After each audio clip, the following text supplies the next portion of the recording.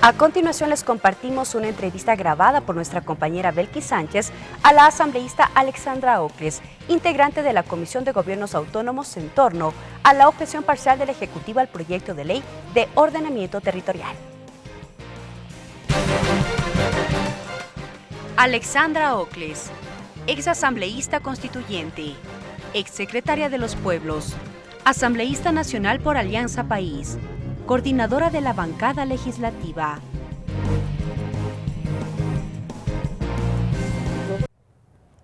Asambleísta Ocles, bienvenida a TVL Noticias. Gracias a usted, Belki, un gusto. Conocimos el día de ayer, el Ejecutivo remitió ya a la Asamblea Nacional la objeción parcial al proyecto de ley de ordenamiento territorial, uso y gestión de suelo. En términos generales, un poco, el primer mandatario señala que hay aspectos en este proyecto de ley que no deberían constar en esta norma, sino en otra norma. Una visión general de lo que ha sido esta objeción.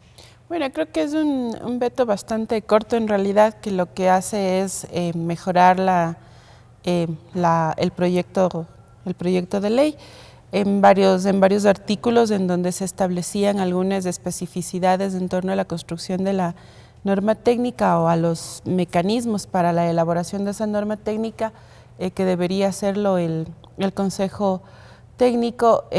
Lo que plantea es que eso vaya y se recoja a la hora de la elaboración de la norma, ya cuando el Consejo empiece a funcionar. Entonces, creo que mejora efectivamente la ley, deja la generalidad. A veces uno tiende a hacer leyes como muy reglamentarias y el Ejecutivo considera entonces que esos aspectos que observa son propios de una norma técnica más que de estar establecidos en la ley. Porque las leyes en este caso son como este paraguas o el marco general de un tema en específico que se aborda, de varios temas en algunos casos, cuando lo que compete ya en cuanto a su aplicación tiene que ver con la reglamentación respectiva. Así es. La ley de ordenamiento territorial va a tener un reglamento como tal, pero además ya cuando el Consejo Técnico empiece a funcionar, obviamente va a tener que emitir una serie de normativas técnicas precisamente para lo que constituye el ordenamiento territorial, la aplicación de este y la gestión y uso del suelo. Entonces, lo que dice la propuesta del veto es, estas especificidades es mejor recogerlas en la norma técnica que el Consejo debe elaborar, no tan desarrolladas como estaban planteadas en la ley. Y creo que eso, digamos, sí facilita de alguna manera la comprensión y la forma de redacción, no le cambia, digamos, el espíritu de la ley, así que creo que estaremos de acuerdo el día que analicemos el informe ya para presentarlo al Pleno. Uno de esos elementos que deberá analizar este Consejo, en este caso, tiene que ver con la formulación, actualización también de los planes de desarrollo. ¿Qué se decía en el proyecto de ley y por qué esta consideración en este sentido por parte del Ejecutivo? Bueno, el proyecto de ley lo que establecía es precisamente estos mecanismos que deberían contener los planes.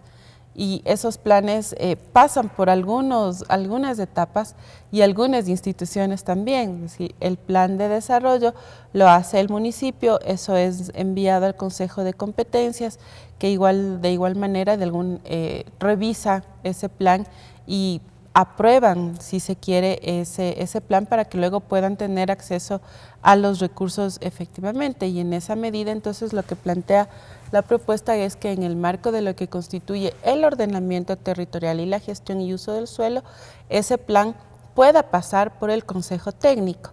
¿Sí? ¿Por qué? Porque el Consejo Técnico es este órgano asesor que le facilita y acompaña la gestión del municipio en estas dos áreas, que es lo del ordenamiento territorial y la gestión y uso del suelo, que son competencias municipales, pero que en este caso les estamos planteando que puedan tener un acompañamiento muchísimo más claro, porque ahí hay varias consideraciones. Para mí la principal es el derecho a la ciudad.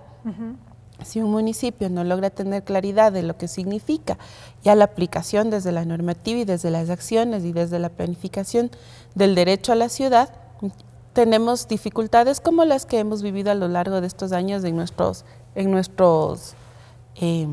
nuestras ciudades, ¿no? Por más grande o más chiquita, siempre va a tener una serie de implicaciones en torno a la planificación, en torno a lo que significa la gestión y uso del suelo y en torno al ordenamiento territorial. Hubo otro elemento asambleísta que también mereció la observación por parte del presidente de la República y tiene que ver con el control de habitabilidad. Desarrollar esto. A ver, lo que plantea básicamente el veto es que el permiso de habitabilidad que ahora propone que sea control, ¿no es cierto?, inicie desde cuando al constructor le dan el permiso para la edificación. Y lo que dice es, debe haber un control permanente.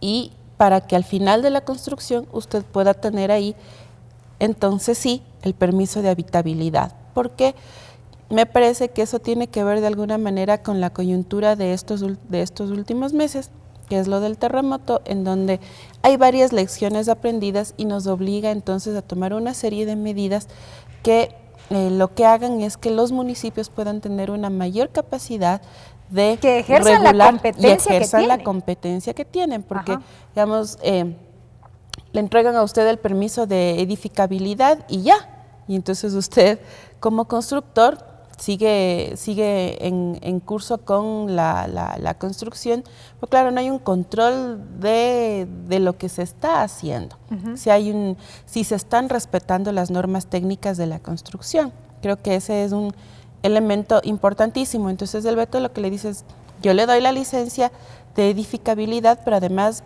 voy a estar atenta al proceso de construcción. Y supongo que ya en el reglamento y en la propia norma que emite el Consejo se establecerá un poco el mecanismo de esto, porque si no, también es cierto que no todos los municipios tienen la capacidad de hacer ese control. Digamos, se dice que en Quito mensualmente hay aproximadamente entre 6.000 a 8.000 construcciones y es complejo entonces poder hacer un seguimiento de cada una de ellas. Y en esos casos, ¿cuál es la alternativa? ¿Cuál sería la alternativa? Creo que pensando un poco, y esto lo digo así, quizás más a modo de especulación, pero me parece que puede establecerse un mecanismo a través del cual usted obtenga el permiso de edificabilidad y luego en un periodo, dependiendo cuánto dura la planificación de esa construcción, digamos que va a durar unos 8 meses, va a durar un año, dependiendo, usted en ese periodo pueda tener unas etapas cada 3 meses o cada 6 meses. Estar sujeto a esta vigilancia. Estar sujeto a esa vigilancia para tener, obviamente, una información de lo que se está haciendo, ¿no? Y de no cumplirse claro, de no cumplirse implementarían las respectivas sanciones que deberían determinarse también. Se implementaría ahí un mecanismo, obviamente, que obliga al constructor a cumplir con la norma, y si no, al final usted no puede tener el permiso de habitabilidad. Esa sería la consecuencia final. Creo que esa sería la consecuencia final. Entonces, creo que es importante, como digo, por la coyuntura misma. Ninguna norma nos va a garantizar efectivamente la vida de la gente en su conjunto, pero todo lo que podamos hacer para disminuir el impacto y el riesgo, creo que en estos casos, sabiendo además que nuestro país es altamente vulnerable en ese sentido, creo que es bueno que podamos tomar esas precauciones. Un último elemento asambleísta, los procedimientos administrativos para lo que tiene que ver con la implementación de la vivienda social, también ha merecido la observación por parte del presidente. Sí, en ese caso lo que se establece es que casi igual se pueda plantear una norma técnica y se haga un seguimiento adecuado de la vivienda de interés social, porque tiene unas especificidades dadas las condiciones y el costo de esa vivienda. Entonces, no por eso decimos que tiene que ser disminuida en la calidad de material, pero sí contemplar que en ese caso también es importante la vigilancia de toda la normativa para garantizar que esas viviendas cumplen con las condiciones y con los requisitos adecuados para que puedan ser habitables. Para finalizar, asambleísta Ocles, una vez que se ha recibido la objeción presidencial parcial, por cierto, correr 30 días plazo para que la Asamblea Nacional dé trámite. En este sentido, la Comisión de Gobiernos Autónomos, ¿cómo se va a organizar efectivamente para poder analizar el documento que recibió? Bueno, entiendo, una vez llegado el veto, este próximo miércoles seguro estaremos convocadas la comisión para abocar conocimiento ya del veto. Prepararemos el informe, haremos la discusión respectiva y yo supongo que en el transcurso de estos próximos 15 días podremos tener ya el informe de allanamiento o de ratificación. Del texto inicialmente Del texto aprobado. inicial, ajá. Y estaremos atentos de aquello. Gracias, asambleísta, Gracias, por habernos Belkis. acompañado. Ha Un sido gusto. la asambleísta Alexandra Ocles, integrante de la Comisión de Gobiernos Autónomos de la Asamblea Nacional, a propósito del veto parcial que remitió el Ejecutivo a la Asamblea en torno al proyecto de ley de ordenamiento territorial, uso y gestión del suelo.